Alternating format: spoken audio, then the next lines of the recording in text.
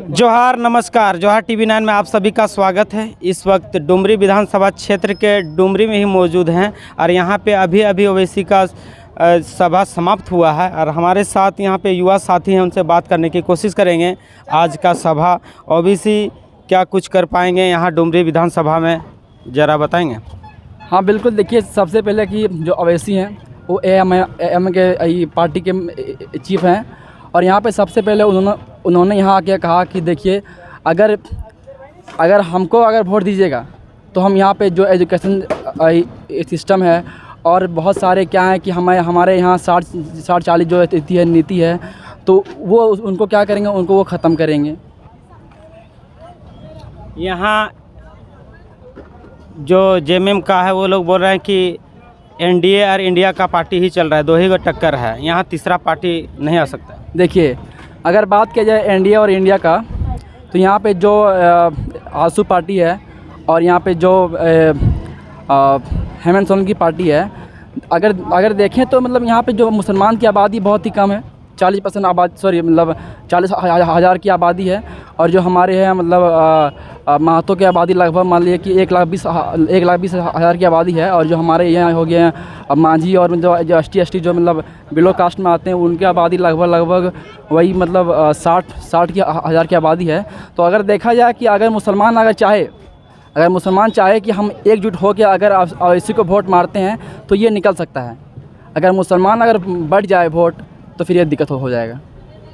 यदि यहाँ से मोमिन रिजवी जी निकलेंगे तो क्या विधानसभा में तो हेमंत सोरेन का सरकार ही रहेगा, तो कुछ काम ला पाएंगे? बिल्कुल हो पाएगा, क्योंकि देखिए अभी जो हमारे असदुद्दीन ओवैसी हैं वो क्या है, एक एमपी है ना, जबकि उनकी पार्टी कोई भी स्टेट में उनकी पार्टी के क्या है कि चीफ मिनिस्टर नहीं है, फिर भी वो एक एमपी होके और वहाँ जाके बोलते हैं। उनकी बहुत सारी जो सरकार की जो सरकार लाती हैं नीतियाँ लाती है, जैसे जो सीए लाया और बहुत सारी बिल जो हमारे खिलाफ़ है और हमारे मतलब और जितने भी संविधान के खिलाफ़ है वो उनके खिलाफ़ ये बोलती है।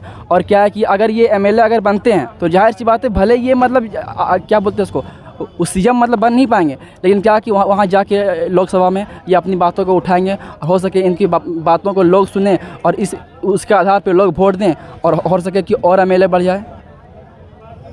डुमरी के जनता ओवैसी के आने से क्या बदलाव हो सकता है? देखिए अगर ओवैसी अगर यहाँ पे आए हैं तो जाहिर सी बात है कि यहाँ पे बहुत सारे बदलाव होंगे। हम लोग भी बहुत सारे अदर कास्ट के लोग आए थे, हम लोग भी मुसलमान हैं।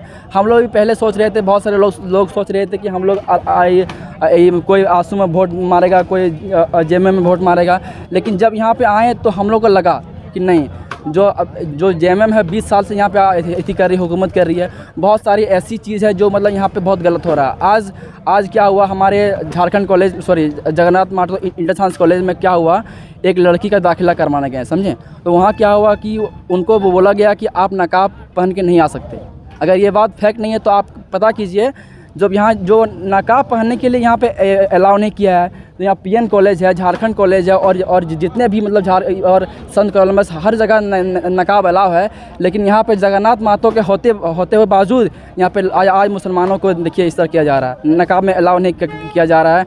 और आज अगर मुसलमान चुप नहीं, अगर आज नहीं बोला तो कल आज मोदी बोलेगा, क्या बोलेगा कि आप नकाब सिर्फ घर में पहनिए, अगर पहनना है तो घर में पहनिए और जब घर से निकलिएगा तो आप नकाब खोल के निकलिए। आपको क्या लगता है डुमरी विधानसभा में क्या दादागिरी या गुंडाराज चल रहा है क्या? देखिए बिल्कुल तो चल रहा है।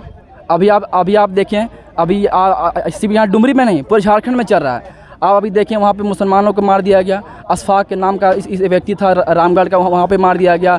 हजारीबाग का एक व्यक्ति था, वहाँ मार दिया गया। रांची में भी मार दिया गया। तो ये क्या कि यहाँ पे गुंडागर्दी चल रहा है। देखिए गुंडागर्दी कैसे बढ़ता है, जब एक ही सरकार जब लगातार 4-5 बार अगर जीती तो जानती है कि हमारी हुकूमत है।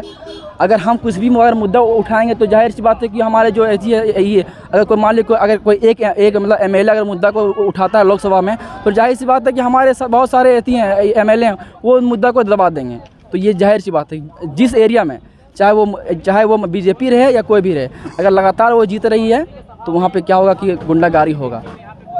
अपना परिचय बताएंगे? मेरा नाम एमडी अजसान हुआ, मैं परसावाड़ा पंचायत का रहने वाला हूँ। मेरा बाप का नाम रियाज अंसारी है। जी। यहाँ पे और भी साथी हैं। आपको क्या लगता है कि ओवैसी के आने से डुमरी विधानसभा में क्या राजनीतिक या चेंजिंग हो सकता है क्या? जी हाँ, ज़रूर। यहाँ पे देखिए, जैसे कि अभी आज असदुद्दीन ओवैसी वहाँ से हैदराबाद से आए थे, तो उन्होंने यहाँ बताया, यहाँ पे लोगों को समझाया, दिखाया, नज़र खुलाए लोगों को कि आप देखिए इन चीज़ों को और समझिए कि यहाँ पे जो लोग जो अदर किसी को वोट दे रहे हैं, वोट कर रहे हैं, तो आई थिंक मुझे लगता है कि हम इन्हें मोबिन रिजवी को वोट करना चाहिए, क्योंकि ये हमारे लिए सही है। और जो असदुद्दीन ओवैसी साहब हैं, उन्होंने अपने हैदराबाद में जो देखा है, उन्होंने अपने हैदराबाद में जो बदलाव किया, चेंजेस किया है, वो चीज़ें जो है यहाँ पे वो मोबिन रिजवी के द्वारा यहाँ पे लाना चाहते हैं और वो करना चाहते हैं। तो मुझे लगता है कि इस हिसाब से कि मोबिन रिजवी को वोट देना, मुझे लगता है कि मेरे हिसाब से सही रहेगा। यहाँ के आवाम के लिए, यहाँ के पब्लिक के लिए बहुत अच्छी चीज़ होगी और यहाँ पे बहुत सारा विकास भी होगा। हो सकता है कि जैसे बताए असदुद्दीन ओवैसी ने कि हमारे उधर हैदराबाद में हम लोगों ने बहुत सारे स्कूल करवाए हैं, इतने सारे ये करवाए हैं, काम करवाए हमने। तो आई थिंक मुझे लगता है कि यहाँ पे भी करवाएंगे, असदुद्दीन ओवैसी के द्वारा ही हो, लेकिन यहाँ पे ज़रूर होगी। पिछला जब चुनाव हुआ था 2019 में, झारखंड में सबसे ज़्यादा यहाँ पर वोट मिला था मोबिन रिजवी को या ओवैसी को बोलें तो इस बार क्या लगता है, बेड़ा पार हो जाएगा? देखिए, वो तो कहना थोड़ा 100% तो नहीं कह सकते किसी चीज़ को भी, क्योंकि ये यहाँ पे प्रेडिक्शन देखा जाता है कि यहाँ पे मुस्लिम का पॉपुलेशन, जो मुस्लिम का जो आबादी है वो थोड़ा कम है, और यहाँ महतो जो है और जो कुर्मी बोला जाता है उनका पॉपुलेशन थोड़ा ज़्यादा है। तो उस हिसाब से देखा जाए तो मुस्लिम तो वोट देती है, लेकिन मुस्लिम में भी कुछ बंटवारा हो जाता है वोट, जो कि बहुत सारे JMM के लोग हैं, जगन्नाथ महतो को वोट देते हैं, जगन्नाथ महतो को बेटे को वोट देते हैं। तो उस वजह से यहाँ का जो वोट है वो डिवाइड हो जाता है। बट